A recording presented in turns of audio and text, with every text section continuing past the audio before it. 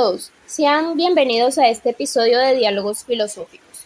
Soy Valeria Márquez y hoy nos sumergiremos en el fascinante mundo de Nietzsche y su método genealógico. Acompañándome en esta exploración filosófica se encuentran 5 brillantes compañeros de estudios de filosofía de la UNAM. Durante nuestra conversación irán realizando su respectiva presentación y a su vez compartiendo sus perspectivas sobre el tema. Nietzsche, un filósofo del siglo XIX, nos lleva a cuestionar los fundamentos de nuestras creencias morales y culturales. En su obra, La genealogía de la moral, Nietzsche explora los orígenes de nuestros conceptos de bien y mal, desafiando las ideas convencionales de moralidad. En el primer tratado de esta obra, Nietzsche analiza la dicotomía entre bueno y malo y su evolución a lo largo de la historia. Es crucial reflexionar sobre el impacto que tienen los valores morales tradicionales en nuestra sociedad y en nuestra percepción del mundo. Nietzsche nos desafía a cuestionar la validez y la legitimidad de estos valores, sugiriendo que pueden ser herramientas de control y dominación en manos de aquellos en posiciones de poder. Esta crítica nos invita a examinar de cerca la naturaleza de nuestra moralidad y considerar si nuestros conceptos de bueno y malo están realmente arraigados en principios universales o son construcciones sociales y culturales.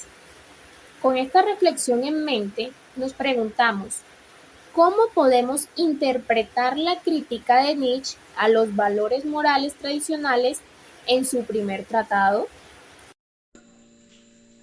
Hola, soy John Burgos y con respecto a la pregunta que me hiciste, se podría decir que en el primer tratado de genealogía de la moral, Nietzsche no solo busca comprender el origen y las evoluciones del término bueno, sino que también cuestiona las interpretaciones establecidas por los psicólogos ingleses. Estos psicólogos, influenciados por una perspectiva utilitarista, tendrían a asociar la bondad con la utilidad de las acciones, sin considerar el trasfondo histórico y las complejidades del poder en la formación de los valores morales. Nietzsche sostiene que los valores morales tienen sus raíces en las relaciones de poder de la sociedad. En sus inicios fueron las clases altas quienes impusieron sus propios valores como el estándar de bondad, en contraposición a aquellos que no se ajustaban a sus ideales. Esta autodefinición como buenos les permitía justificar sus dominios sobre los menos privilegiados, creando así como una dicotomía entre los moralmente superiores e inferiores. A criticar la visión histórica de los psicólogos ingleses, Nietzsche destaca la importancia de comprender el contexto histórico en el que se desarrollaron los valores morales. Este enfoque genealógico revela que la moralidad no es un conjunto de principios universales, sino más bien una construcción social que refleja las relaciones de poder y las luchas por el dominio en la sociedad. Bien, muy buenas tardes. Eh, Me gustaría complementar lo que dijo el compañero, no sin antes presentarme. Mi nombre es César Augusto Castillo Arrieta, y respecto al tema anterior me gustaría decir que Nietzsche critica los valores morales tradicionales en su primer tratado. Por ejemplo, en el nacimiento de la tragedia que dice, principalmente porque considera que han sido impuestos por la tradición y la moral cristiana de forma arbitraria y sin tener en cuenta la naturaleza humana y sus instintos más profundos. A ver, en lugar de promover la individualidad y la autenticidad, los valores morales tradicionales han creado una sociedad conformista y mediocre. en la que se reprime la creatividad y la originalidad. Entonces Nietzsche aboga por una moralidad basada en la autoafirmación y la capacidad de superar los límites, en lugar de seguir ciegamente normas y preceptos morales impuestos desde afuera, es decir, por la sociedad. Entonces, en resumen, la crítica de Nietzsche a los valores morales tradicionales en su primer tratado, digamos que se puede interpretar como un llamado a la liberación de las convenciones sociales y morales para llegar a una verdadera realización personal y espiritual. Siguiendo con esta misma línea, Nietzsche plantea una crítica profunda a este papel de sacerdote, argumentando que su influencia no siempre es benéfica para el individuo ni para la sociedad en conjunto. Desde la perspectiva de Nietzsche, el sacerdote no solo actúa como un transmisor de valores morales, sino que también ejerce un poder coercitivo sobre la conciencia y la voluntad de los creyentes. Utilizando tácticas como el miedo, la culpa y la promesa de recompensas divinas, el sacerdote manipula y distorsiona la moralidad en su propio beneficio, inhibiendo así la capacidad de que los individuos para pensar críticamente y buscar su propia verdad moral. Esta crítica nos lleva a cuestionarnos, ¿en qué consiste la psicología del sacerdote? Un gusto, mi nombre es Julián Mariño Ramírez, estudiante de filosofía, y dando respuesta a la pregunta de mi compañera, podemos decir que Nietzsche amplía los significados de la moral, incluyendo una división entre la moral de los guerreros y la moral de los sacerdotes. El grupo sacerdotal, según la opinión de Nietzsche, debido a sus hábitos, llevan un elemento no sano, ocasionado por una impotencia que crece en forma de odio.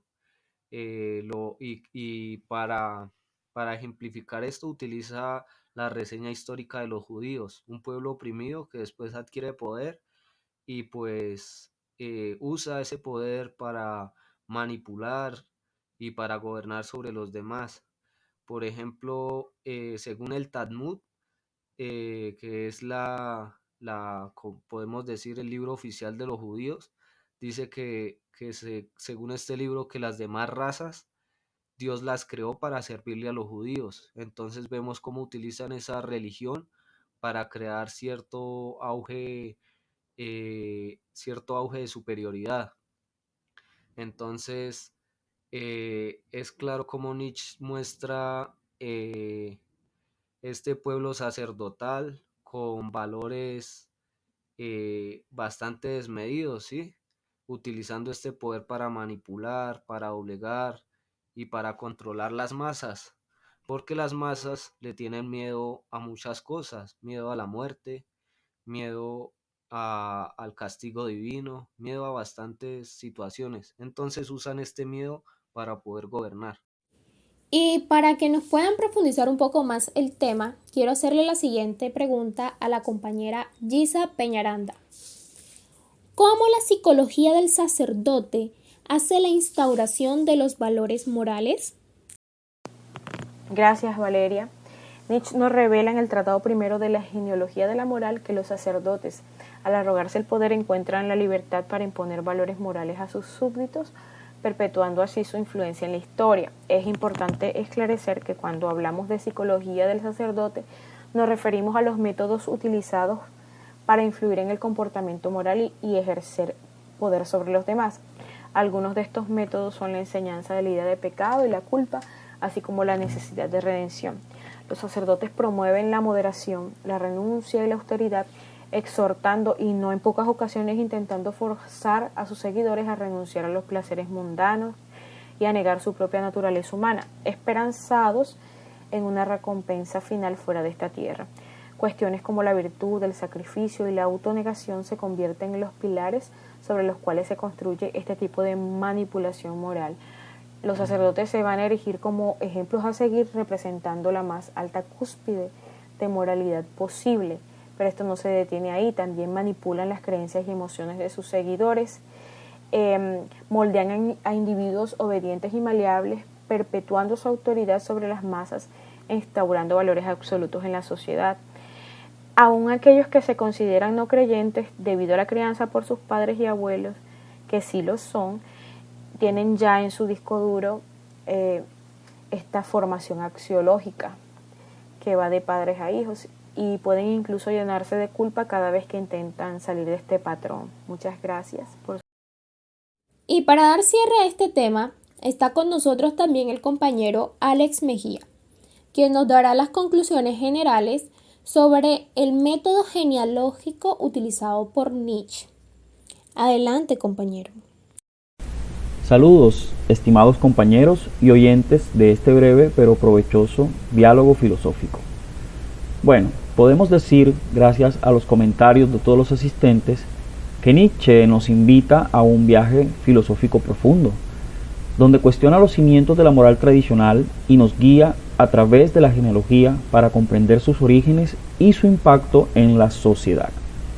Ya para cerrar este espacio y como aspectos claves a destacar tenemos la crítica a la moral como herramienta de control.